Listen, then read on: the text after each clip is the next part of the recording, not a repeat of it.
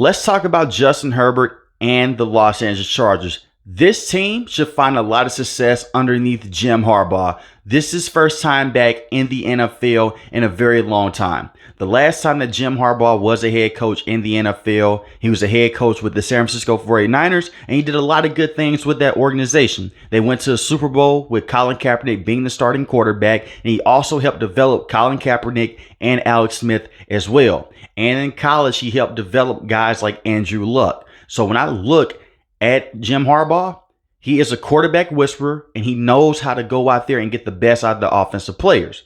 You also have a brand new offensive coordinator in Greg Roman. The coaching staff already on paper is better than what they have had in the last couple of years. The offensive coordinators have been very weird with the Los Angeles Chargers. We go back a couple of years ago. They had Shane Steichen.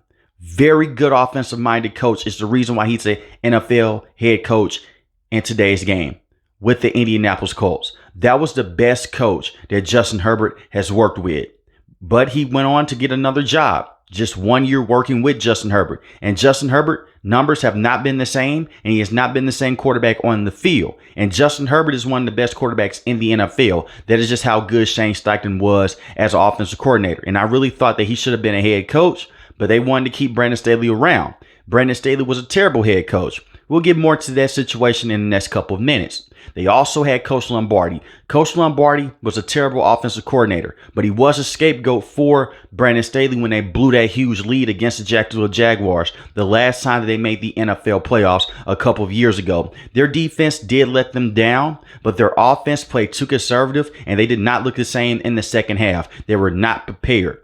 And I said that a couple of years ago. When they lost that game against the Jacksonville Jaguars, everyone had to go. Brandon Staley should have been fired, and Coach Lombardi should have been fired as well. But instead, they fire Coach Lombardi. They bring over Kellen Moore. Kellen Moore was not a terrible offensive coordinator. He was solid. He wasn't great, but he wasn't horrible. The thing was with Kellen Moore, he really got put into a weird situation. Because early on, the offense was holding up their end of the deal. Mike Williams got hurt early in the season against the Minnesota Vikings. He tears his ACL. But Justin Herbert would have a thumb injury. He could not take snaps from under center from that point on. And the thumb injury got so bad, they just basically decided to just go out there and have surgery on the hand. They say, hey, you're done for the season. Because he really couldn't throw the same. He missed a lot of key throws. And the fact that they could not run plays on the center, they ran majority of their plays from shotgun. And it made them very one-dimensional. And it is hard when you're trying to take snaps from under center when you're dealing with an injured finger, especially on your non-throwing hand. And that's what Justin Herbert was dealing with. You also had some injuries on the defensive side of the ball as well with Khalil Mack and Joey Bosa. But moving off of Brandon Staley was the best move this team could have ever done to save the career of Justin Herbert and the other players with the Los Angeles Chargers. Derwin James doesn't even look like the same safety. And I want to start off with their defense. They're bringing over a brand new defensive-minded coach and Coach Jesse, who did a tremendous job at Michigan with Jim Harbaugh. I will say this right here. College is different from the NFL, but these guys have NFL experience. Jim Harbaugh and Greg Roman. And Coach Jesse's going to come over and bring over a brand new identity that the Chargers haven't had in quite some time. Their defense has to be better because look at the division you're in. The Denver Broncos are rebuilding with Bo Nix. But they have Sean Payton, one of the best offensive-minded coaches the NFL has ever seen. You have to go out there and be smart against him and find ways to beat him and generate pressure up the middle of the field without just going out there and just letting Joey Bosa and Khalil Mack just do their own thing. Scheme up some plays with those guys. You also have the Kansas City Chiefs, one of the best teams in the NFL. Right now, the best team in the NFL because they just won a Super Bowl. And the most frustrating part with the Chargers, they have been so close over the last couple of years to defeating the Kansas City Chiefs. They've just been a couple plays away. I can go back a couple of years ago. The tight end, Gerald Everett, is tired. He's trying to tap out the game. Brandon Staley didn't see that. We've seen veteran coaches like Mike McCarthy. He'll see if a player's gas, call a timeout, sub him out the game. But he was the only option that was basically trying to get open on the field because he wasn't double covered. They had Keenan Allen double covered and Mike Williams as well. Justin Herbert throws the football. It goes for a pick six. That's just a bad situation. Yes, that's on Gerald Everett, but you have to have the awareness to go out there and say, hey, some of my guys are tired. Let's take them out the game and let's just run the football. Jim Harbaugh is going to do that. When I look at the defense with the Chargers, Derwin James hasn't been the same safety. And it's not because he's a horrible player and he just completely fell off.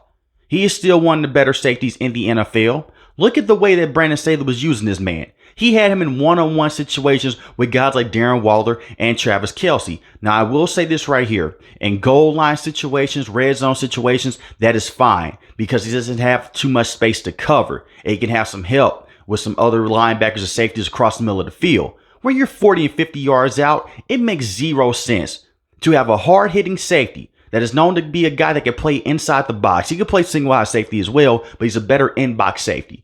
Why is he one-on-one with guys like Travis Kelce? Why is he one-on-one with guys like Darren Waller when he was a starting tight end for the Las Vegas Raiders? It makes zero sense. And he would put this man in the slot. It was just an ugly, terrible defensive job by Brandon Staley. Hopefully, Coach Jesse doesn't do that. We saw what he was able to do in college. He moved guys around, but he would also go out there and double team the best target on the field. Leaving guys like Travis Kelce in one-on-one coverage is never a good thing, especially when you're going against a quarterback like Patrick Mahomes. Their front seven is very solid. Khalil Mack has been a very good pass rusher, 17 sacks on the season, 5 forced fumbles. He did have one game where he had 4 sacks in that game, but he is still one of the better pass rushers in the AFC. Joey Bosa, it's the reason why they wanted him to take a pay cut alongside Khalil Mack. I think Khalil Mack is just being very generous because he really could have told Jim Harbaugh and the rest of the organization, I'm not taking a pay cut. He could have went the Keenan Allen route. But instead, he said, you know what, we respect the contract. Joey Bosa has been very disappointing over the last couple of years. Not because of the on-the-field play. On the field, he has been very good. One of the better pass rushers in the AFC. The problem is this. He's dealt with so many injuries to where he can't stay on the field. If he can't stay healthy for his upcoming season, they're going to move off of him. We have seen teams do this in the past. They don't care if you're a first round pick. They don't care if you're the first overall pick in the past. If you can't stay healthy and you're not available to be on the field, it makes zero sense for them to pay you. And if both of those guys can just stay together on the field, they can give you 13 to 14 games. They could be one of the best pass rushing duos in the AFC. That is how special both of those guys are. I'm really rooting for Joey Bosa to stay healthy. Because I remember young Joey Bosa was up for discussion. Who was better, him or Nick Bosa? So far, Nick Bosa is better. But when Joey Bosa's on the field, when he's healthy, he's a loose cannon. He's phenomenal. The linebackers, I like what they have. Denzel Perryman is a slept-on linebacker. He's going to fit this system like a glove. He is a veteran. He's not the same linebacker that he was a couple of years ago, but he's a solid veteran to have and go out there and make a lot of tackles. This is the linebacker that I'm mostly interested and I'm really excited to see. Junior Colson, 6'3", 250 pounds. Guess what college he went to, guys? Michigan. He was a star at Michigan. And Coach Jesse used him to the best of his ability. The same with Jim Harbaugh. They love this kid. He's going to be a thumper. He's great at stopping the run, and he started to play better in pass coverage as well over the last couple of years when he was developing with Michigan. He was one of their best defensive players for this previous season. So I expect for him to go out there and have a very good season underneath Coach Jesse and Jim Harbaugh. He's one of those slept-on talents at the rookie spot with the Chargers. Their secondary bothers me, but they moved off of Michael Davis. Michael Davis is now with the Washington Commanders. Good luck if you're a Washington Commanders fan because he was terrible this season. A couple of years ago, he was solid. You could say Brandon Staley didn't use him to the best of his ability. That is true. But at the same time, when you can't cover, you just can't cover. He was a liability on the field. You have Asante Samuel Jr. He's their true number one cornerback. He's the best player at the cornerback position with the Los Angeles Chargers, hands down. They did go out there and they did sign Christian Fulton, a cornerback that played with the Tennessee Titans. He's struggled so far in his NFL career. He's dealt with injuries, but we'll see if he can play.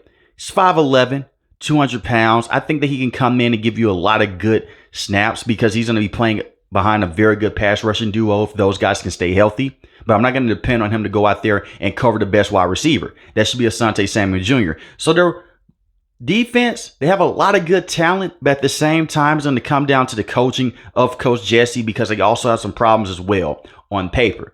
Their defense should be better than what it was last season. And Travis Kelce and Patrick Mahomes should not be able to go out there and torch this team like how they've been able to do over the last couple of years. And let's just say their defense is dealing with a lot of injuries and their defense is not able to play up to standard. Their new offensive identity is going to help out with that. And this is where I want to talk about the offense here. They're going into a brand new direction. They released Mike Williams. They wanted to keep him around, but the financials didn't work out. Keenan Allen was making a lot of money. Joey Bosa was making a lot of money. The same with Khalil Mack. They had to kick some money back to save some cap space. And that's fine. Moving on from Mike Williams, I actually agree with that move. Has been able to stay healthy. Dealt with a back injury. Just had a torn ACL. He's now with the Jets. I wish him nothing but the best. When he was on the field, very good. And that's been the one thing with the Chargers over the last couple of years. Even back to when they had Phillip Rivers as starting quarterback and LaDainian Tomlinson was the running back. They just dealt with so many injuries. Hopefully they can really work on that with a brand new training staff, personal trainers, whatever they need to do, keep those guys on the field and keep those guys healthy. Sometimes it's just bad luck. Sometimes franchises go through that. But the Chargers have been bit by the injury bug. But back to the offense. Keenan Allen was easily their best wide receiver over the last couple of years. They drafted Mike Williams in the first round to pair him up with Keenan Allen, so he could possibly be the replacement for Keenan Allen. But Keenan Allen aged like fine wine. A couple of years ago, he was dealing with injuries. He was struggling to stay on the field. One of the best route runners in the NFL. I hated to see him go. They traded him to the Chicago Bears. I really wish that he was still with this Chargers team, because you look at the wide receivers, you can scratch your head and say that they're going to have some problems here. Now, you have a great quarterback in Justin Herbert. He can make do with what he has. Understandably, that Mike Williams and Keenan Allen have missed a lot of time. And he had to go out there and have guys like DeAndre Carter and Joshua Palmer be his top two targets, which is never ideal. But Justin Herbert still put up big numbers with those guys being his two top targets until Mike Williams or Keenan Allen returned. So now you're going to ask yourself, who's the number one wide receiver? Technically, it's Joshua Palmer. 581 receiving yards on the season, 2 receiving touchdowns. He averaged 15 yards a catch. The thing is with the wide receivers with the Chargers, they don't really need a top 5 to top 10 wide receiver because of how great Justin Herbert is. I can see them making a trade in the season if one of the top wide receivers are unhappy, if they want to go to a brand new change of scenery, because LA is just a beautiful spot to go to and you have a franchise quarterback in Herbert. But they're going to run the football. And that's what I wanted to talk about a couple minutes ago when I said they have a brand new offensive identity. They have never had a running back to eclipse over 1,000 yards rushing since Justin Herbert has been the starting quarterback. And you look at the running backs now on the roster. They're bigger and they're more explosive. Austin Eckler was a very good fantasy running back. And as a matter of fact, he's a very good dual threat running back. But he's not going to be able to just run through the creases like a guy like Gus Edwards or J.K. Dobbins, who you now have on your roster. The thing is, Austin Eckler, he's a smaller running back. He's like a mini Christian McCaffrey. Can catch the football at the backfield. But when you need 1 to 2 yards, he's not going to be able to go out there and convert that for you. So they ran a lot of QB sneak. And what are you doing in that situation? You're putting Justin Herbert in harm's way. You don't want to ever do that at all. So with them going out there and trying to run the football as much as possible, I know with some Charger fans, they're going to hate this because they're used to seeing Justin Herbert throw the football around the field. But this is the upside. You can use time and possession. Like I said, if their defense is dealing with injuries and they're not up to standard, they're not playing up and they're trying to figure things out, you can play keep away. Run the football down the opposing team's throat with Gus Edwards and J.K. Dobbins and work off a play action, especially on third down with Justin Herbert and the big arm that he has. Those wide receivers should find spaces to go out there and get open. And that's what Greg Roman has done a great job with. He's one of the smartest offensive minds in the NFL. He took some time away. He helped Lamar Jackson become MVP. He helped develop Colin Kaepernick. He helped develop Alex Smith. And I do believe as a pocket passer and as a thrower, Justin Herbert is better than every single last one of those quarterbacks. No offense to Lamar Jackson. He's a 2-time MVP. He's great. But he hasn't been in the same situation as Lamar Jackson. If they can be a top 5 rushing team in the NFL, that is scary because it can benefit you in so many ways. We always talk about situations and situational football on this channel. If you're facing a team that's just constantly running the football over and over again, it's going to force the opposing team to go out there and say, man, we don't get ball at halftime. The Chargers do, so we have to score here. And it puts a lot of pressure on the opposing quarterback. And if those guys like Khalil Mack and Joey Bosa can put a lot of pressure on you, now you can force the quarterback to go out there and throw interceptions. You can force the quarterback to go out there and make dumb decisions because they're trying to score faster to keep up with you because you're playing keep away. And if you're in a situation to where the Chargers do get ball at halftime and they're already up by a substantial lead, you're going to be in a better situation. Like I talked about against the Jacksonville Jaguars, they were just able to run the football more effectively. You just hold on to that lead and just run out the clock. But they didn't do that. That's why Jim Harbaugh wants to do that with the Chargers, because it will open up so many things with the Chargers and will make life easy on everyone, including Justin Herbert. But having J.K. Dobbins as a wild card, he has dealt with so many injuries over the last couple of years. I feel bad for him. But when he has been able to just stay somewhat healthy, he's been a very good running back. I'm not expecting much. I'm just going to be honest here, guys. Gus Edwards is going to be the main running back. 810 rushing yards in the season, 13 rushing touchdowns. That was the fifth most in the NFL. And he averaged 4 yards a carry. Every single season in his career, he's averaged 4 or 5 yards a carry. And he hasn't been the every down back. I understand that he comes over from the Ravens. They have running back by committee. You have Lamar Jackson. He'll go out there and make some rushing plays as well. But Gus Edwards is going to feast behind this offensive line because in the first round, they drafted one of the best tackle prospects we have seen the last couple of years in Joe Alt. We'll see if he can develop. But if he can develop with Rashawn Slater, you now have a wall up front that can protect Justin Herbert. And will also give the wide receivers more time to go out there and make space and go out there and get open, which that's what you're hoping for with Justin Herbert. Joshua Palmer should be the number one wide receiver. They did select Quentin Johnson in last year's first round. He has been one of those guys that's been hard on himself because he did not have a good rookie season. It was hard for him to find his way on the field. He had a lot of major drops. He only had 431 receiving yards on the season, 2 receiving touchdowns, and some people are already calling him a bust. They're saying that was a terrible pick because they passed up on Zay Flowers. I was hitting the table for Zay Flowers because it made 0 sense at the time. You already have 2 wide receivers that are similar to Quentin Johnson and Keenan Allen and Mike Williams. They're all big body wide receivers. Go out there and get you a guy that can fit inside and outside the slot. Quentin Johnson can do that. I'm not going to call this kid a bust. A lot of his drops were concentration drops. He was just trying to make a big play. Go back and look at his TCU tape. He didn't take plays off with the Chargers. He took some plays off with TCU because he was frustrated. Max Duggan didn't see him sometimes. But this is a kid that has a high motor coming over to the NFL. He has to just slow down. Worry about catching the football first. In college, he'll catch the football, make a move, take it to the house. And he's just a great straight line sprinter. In the NFL, Jamar Chase even dealt with this in the preseason many years ago. You're trying to make a big play after you catch the football. Worry about securing the football first, then you can make the big move. And sometimes you just need to fall down because you're trying to make all these moves in space. You'll come across a veteran corner. They'll just peanut punch the ball out. Now you're in a horrible situation because it's a turnover. And I can tell you right now with Jim Harbaugh, he doesn't play that. If you turn the football over as a running back or a wide receiver, he's going to decrease your playing time.